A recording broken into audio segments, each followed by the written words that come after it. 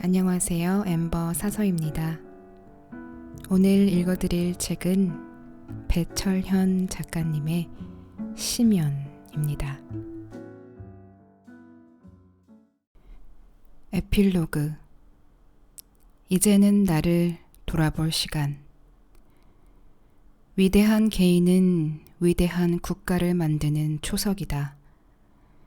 위대한 개인이란 웅장한 건물을 지탱하는 한 장의 벽돌과도 같다. 그 개인은 배움을 통해 매일매일 위대하게 살겠다고 다짐한다. 배움이란 자신이 안주하고 있는 시공간에서 탈출해 자신에게 유일하고 진실한 자아를 발견하고 그것을 완성하기 위해 기꺼이 행동으로 옮기는 과정이기 때문이다. 이 진실한 자아를 발견하는 장소가 바로 심연이다. 심연은 원래 끝을 알 수 없는 깊은 연못이지만 동시에 우리가 위대한 나를 만나기 위해 들어가야 할 심오한 마음의 연못이기도 하다. 이 심연 속에서 우리는 이익에 매몰된 오래되고 보잘것없는 자기 자신을 객관적으로 보게 된다. 대부분의 사람들은 화살처럼 빠르게 지나가 버리는 세월 속에서 자신의 위치를 망각하고 남들이 세워놓은 기준에 따라 살아가기 쉽다. 또한 자신의 유일한 임무보다는 가족이나 친구 혹은 사회가 요구하는 그 어떤 허상을 위해 맹목적으로 행동하곤 한다. 우리가 자신에게 유일한 임무와 길을 깨닫지 못하는 가장 큰 이유는 인내를 가지고 자신을 응시한 적이 없기 때문이다. 심연은 바로 그런 자신을 있는 그대로 응시하는 거룩한 공간이다. 이 책에 담긴 글들은 심연으로 들어가기 위해 고민한 나의 흔적이다. 과거의 나와 결별하기 위해 매일 아침 처음으로 인생을 맞이하는 사람처럼 생각하고 적은 글이다. 이 글을 쓰면서 내 마음속에 남들에게 인정받고 싶어하는 외적인 나가 있다는 사실을 알게 되었다. 그리고 그 외적인 나는 철저하게 남들의 기준에 의해 만들어진 구태의연하고 불필요한 나라는 사실도 깨달았다.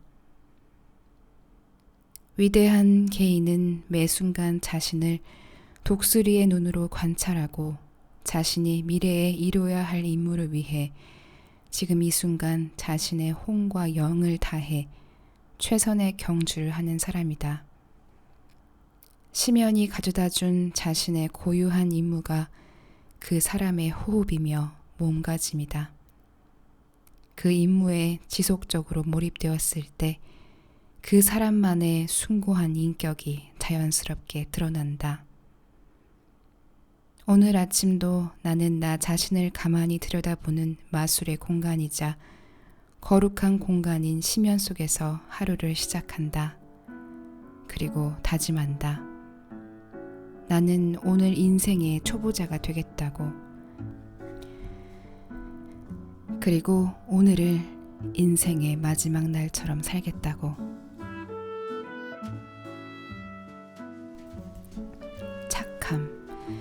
자신에게 소중한 것을 인내로써 지켜내는 행위.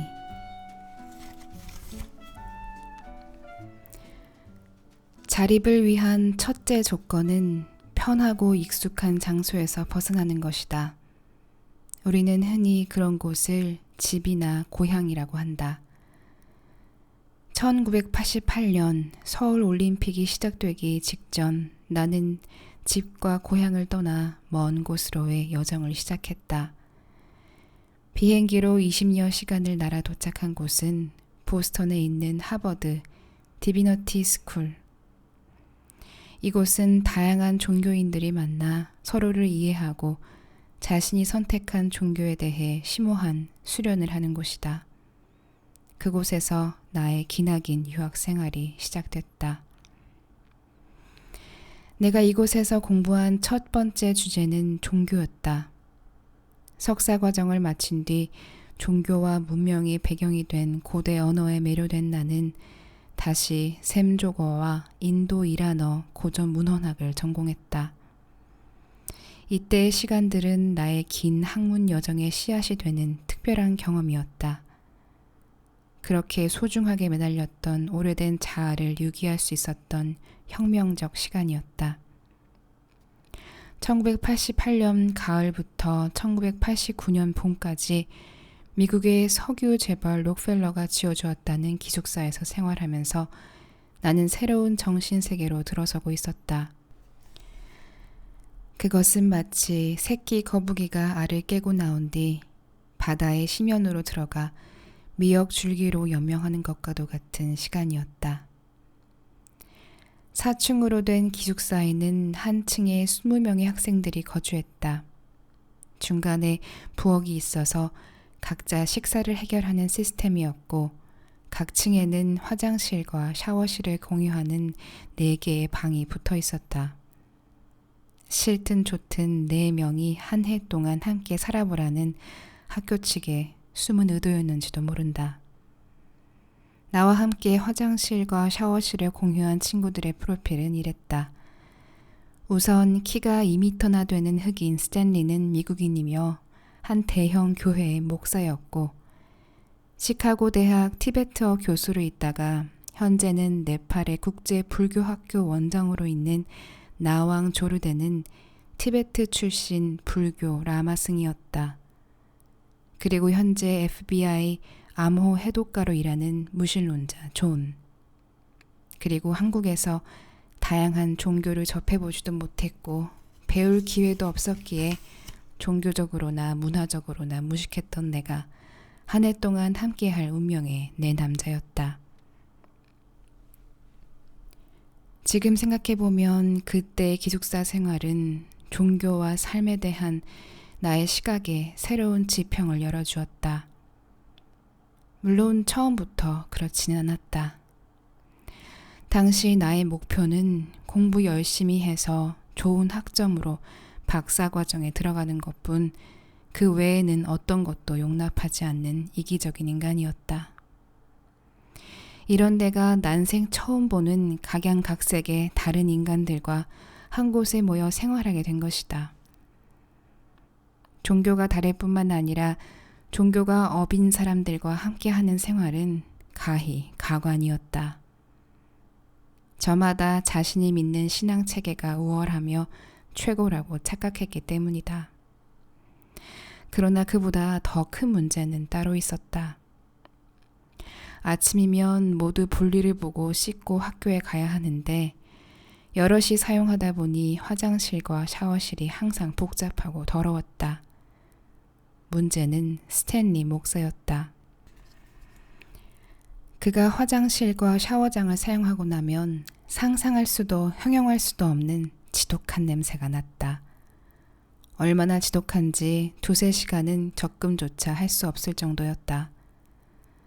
더 힘든 것은 그런 화장실과 샤워실을 우리가 직접 청소까지 해야 한다는 것이었다. 나는 이 지독한 공경에서 빠져나갈 기발한 아이디어를 생각해냈다.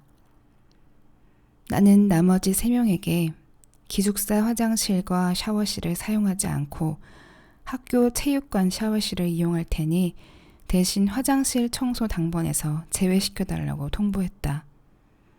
어떻게든 그 상황을 피하고 싶은 마음뿐이었던 나는 아침 일찍 학교 체육관에서 하루를 시작했다. 그러던 어느 날 밤늦게 기숙사로 돌아와 화장실을 들여다본 나는 그만 깜짝 놀라고 말았다. 화장실은 물론 샤워실까지 먼지 한 점 없이 깨끗하게 청소되어 있었고 향까지 피워져 있었다. 티베트에서 온 나왕 스님이 남모르게 청소를 하고 향까지 피워놓은 것이다. 그는 그때부터 1년간 수행하듯 묵묵히 화장실을 청소하고 향을 피웠다. 그런 그를 보면서 나는 붓다를 떠올렸다. 붓다의 가르침 중에 도덕적으로 사는 것이 남을 위해 사는 것이라는 말이 있다. 붓다에게는 그저 신비로운 종교 체험이나 금욕 생활, 그리고 한계를 극복하는 자기 증명만으로는 충분치 않았다. 해탈을 경험한 뒤에도 마찬가지였다. 붓다는 히말라야 산맥에서 홀로 유유자적하는 삶, 즉 니르바나의 상태에 거하지 않았다. 그는 땀내나고 가난하고 북적이는 시장바닥으로 돌아와 보통 사람들과 함께 어울리며 자신뿐만 아니라 모두를 위한 헌신적인 삶을 살았다.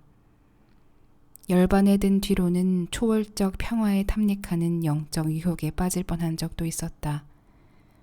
하지만 이내 유혹을 떨치고 길거리에 머물며 40년 동안 자신이 깨달은 바를 사람들에게 널리 알렸다.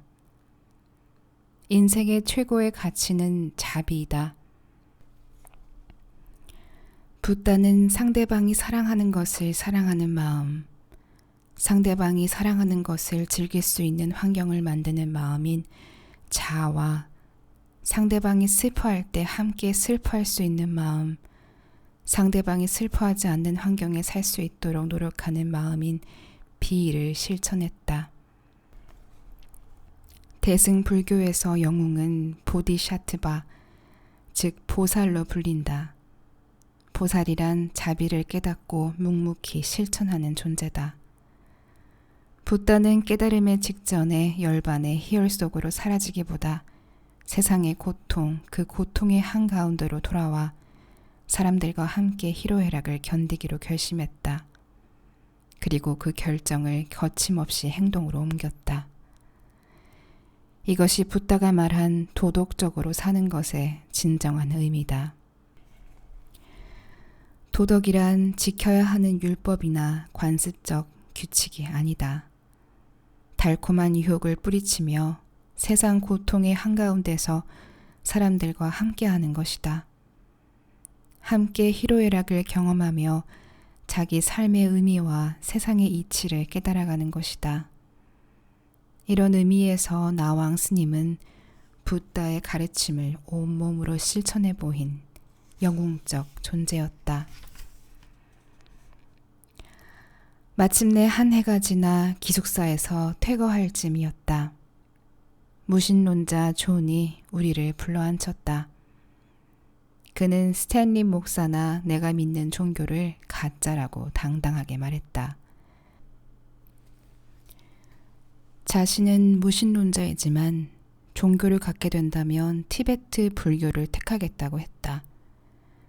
나왕 스님의 조용하고 향기로운 행위의 결과였다.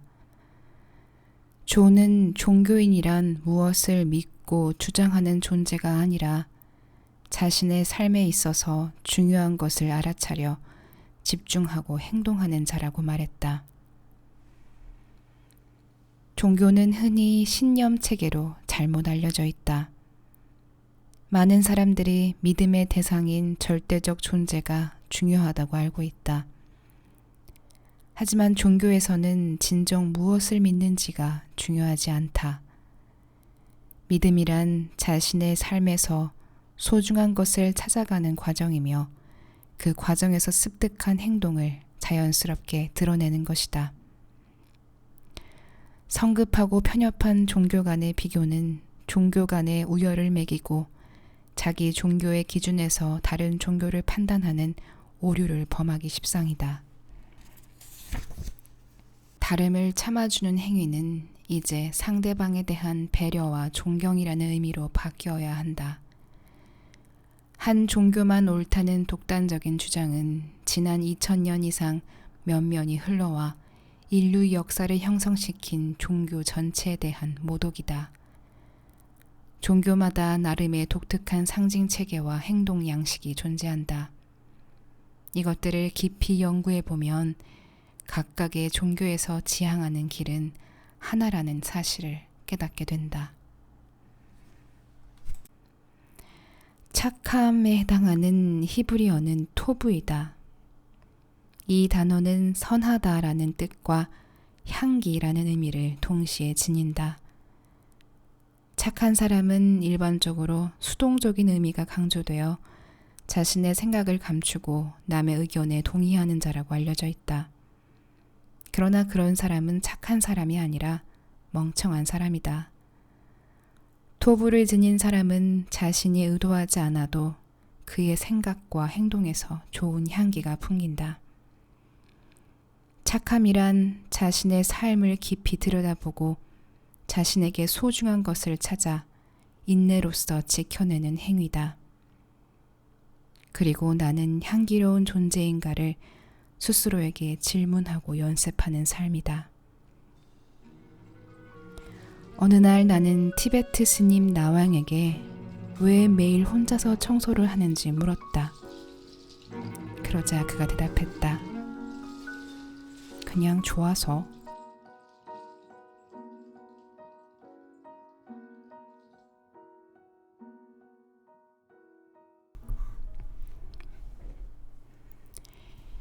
임시 치아. 현실에 안주하고 있는 나를 바꿀 유일한 무기. 다른 모든 생명들이 그러하듯 알에서 갓 깨어난 새끼 거북이의 여정은 신비롭기만 하다. 수십 마리의 조그만 생명체들이 모래 속에서 꿈틀거리며 위대한 생명의 여행을 시작하기 때문이다. 마치 자신들이 가야 할 길을 알고 있는 것처럼 새끼 거북이들은 태어난 지 몇 분 되지도 않아 벌써 바다를 향해 간다. 그들은 저 멀리 들려오는 파도 소리와 태양에 반사된 빛의 파장을 따라 단호하고 힘차게 나아간다. 새끼 거북이들은 본능적으로 자신이 가야 할 길을 알고 있는 것일까? 새끼 거북이들의 여정은 어미 거북이로부터 시작된다. 어미 거북이가 바다를 횡단해 자신들의 고향인 해안까지 헤엄쳐오는 과정은 매 순간이 죽음과의 사투다. 바닷속에서는 상어와 고래가 어미 거북이를 호시탐탐 노리고 있고 인간이라는 동물 역시 막강한 무기로 그들을 포획하려 한다. 바다의 파도가 가장 높은 날, 그리고 여름 중 가장 뜨거운 날, 어미 거북이는 기나긴 여정을 시작한다. 거칠고 드높은 파도를 가르며 2300km를 헤엄쳐 자신이 태어난 해안으로 돌아온다. 5주에서 6주 전 몸속에 품기 시작한 알을 낳기 위해서다. 해안에 도착한 이 순간이야말로 거북이의 삶에서 가장 중요한 순간이다. 어미 거북이는 미세한 기척도 없는 한밤중에 도착해 해안으로부터 수십 미터 떨어진 후미진 모래사장에 둥지를 튼다. 이곳은 바닷물이 닿지 않아 알들을 위한 둥지로 안성맞춤이다. 어미 거북이는 자신의 몸이 충분히 들어갈 수 있도록 모래를 파내 30cm 정도 깊이의 구덩이를 만든다. 그런 뒤 구덩이 속으로 들어가 머리만 모래사장 위로 삐쭉 내놓고는 사방을 둘러본다. 칠흑같이 어둡고 고요한 해변의 모래사장 밑은 어미 거북이들의 발길질로 분주하다. 뒷지느러미로 더 깊은 구덩이를 파는 것이다. 알이 안주할 만큼의 공간이 마련되면 어미 거북이는 50에서 200개의 알을 낳는다. 알을 낳은 뒤엔 곧바로 모래로 둥지를 덮어놓는다. 맹금류로부터 알을 보호하는 동시에 알의 점액이 마르지 않도록 적당한 온도를 유지해주기 위해서다. 3시간여 동안 이 모든 과정을 마친 어미 거북이는 미련 없이 바다를 향해 떠나간다. 2개월쯤 지나면 모래 속에 있던 알들이 깨지기 시작한다. 알은 일정한 시간이 지나면 반드시 깨고 나와야 할 경계다. 신비롭게도 새끼 거북이는 알 속에서도 생존을 위한 무기를 스스로 만들어낸다. 카벙클이라고 불리는 임시 치아가 그것이다. 새끼는 무작정 알 안에 안주하고 있다가는 금방 썩어 죽게 된다는 사실을 본능적으로 알고 있다. 새끼 거북이들은 카번클로 알의 내벽을 깨기 시작한다. 내가 안주하고 있는 환경이 나의 멋진 미래와 자유를 억제한다면 자신만의 카번클을 만들어 그 환경에서 벗어나야 한다. 알의 내벽을 깨지 못한다면 새끼 거북이는 자신을 억누르고 규정하며 정의하는 환경을 세상의 전부라 여긴 채 빛 한 번 보지 못하고 그 안에서 죽음을 맞이하게 된다. 그러나 알을 깨고 나왔다고 해서 모든 게 끝난 것은 아니다. 진정한 시작은 이제부터다. 단단한 알을 깨느라 카번클이 온통 부서지고 피가 난 새끼 거북이를 맞이하는 것은 아빠 거북이도 엄마 거북이도 아니다. 바로 어미 거북이가 알을 낳고 덮어놓은 30cm 두께의 모래다. 이 모래 덮개는 얼마나 단단하게 다져져 있는지 웬만해서는 꿈쩍도 하지 않는다. 새끼 거북들이 이 견고한 모래성을 뚫고 나오는 데는 자그마치 3일에서 7일의 시간이 걸린다. 이때 새끼 거북이의 몸무게는 알을 깨고 나왔을 때에 비해 약 30% 정도 줄어있다. 견고한 모래성을 뚫은 뒤에도 새끼 거북이들은 섣불리 모래 표면으로 올라오지 않는다. 모래 위에는 바다 갈매기와 독수리 같은 포식자들이 호시탐탐 그들을 노리고 있기 때문이다. 사람이라는 괴물들 역시 이들의 연약한 목숨을 한순간에 앗아간다. 새끼 거북이들은 숨을 죽인 채 때를 기다렸다가 한밤중이 되어서야 운명의 질주를 시작한다.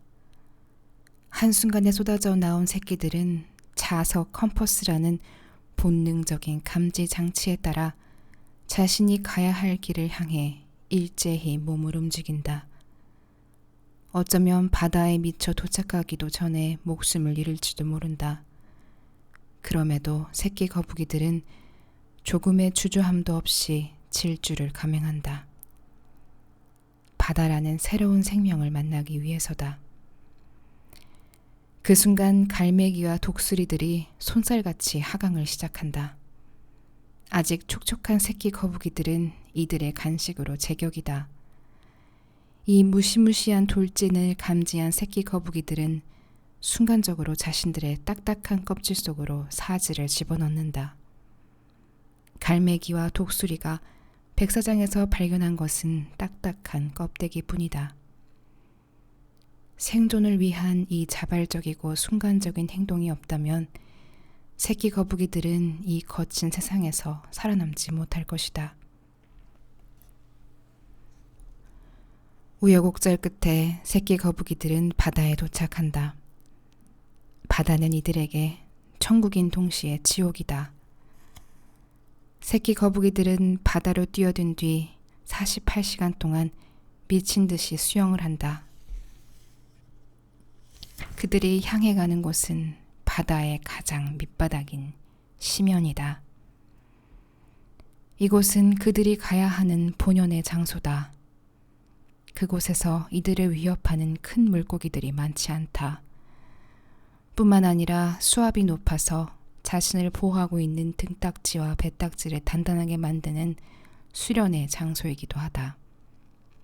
이곳에서 새끼 거북이들은 자신들만의 인생 여정을 시작한다. 바다 거북이의 생후 1년간의 바다 생활을 관찰한 이는 거의 없다. 그래서 이 기간은 실종의 기간이라고 불린다. 이 1년을 홀로 그리고 스스로의 힘으로 살아남아야 비로소 바다 거북이로서의 삶을 시작할 수 있다. 1년이 지나면 떠다니는 미역에 몸을 실어 영양을 보충한다. 그리고 20년이 지나면 짝짓기를 한다. 짝짓기에 성공한 암 거북이는 자신이 태어난 곳으로 돌아가 알을 낳는다. 새끼 거북이가 어른 거북이가 되어 다시 고향으로 돌아오는 것이다. 하지만 이렇게 될 확률은 고작 0.1%에 불과하다. 1000마리 중 1마리만 생존할 뿐 대부분은 이 기나긴 여정 속에서 죽음을 맞이한다. 지금 경계에 서 있다면 새끼 거북이처럼 자신을 둘러싸고 있는 경직된 세계관을 깨야 한다. 나를 보호하고 감싸주었던 알이 나를 감금한 채 죽게 하는 무덤이 될 수 있기 때문이다. 나를 둘러싸고 있는 세상을 알로 인식하는 순간 입 안에서 카벙클이 돋아난다. 카벙클은 내가 갇혀있는 이 세계가 세상의 전부가 아니라는 것을 깨닫게 하는 도구다.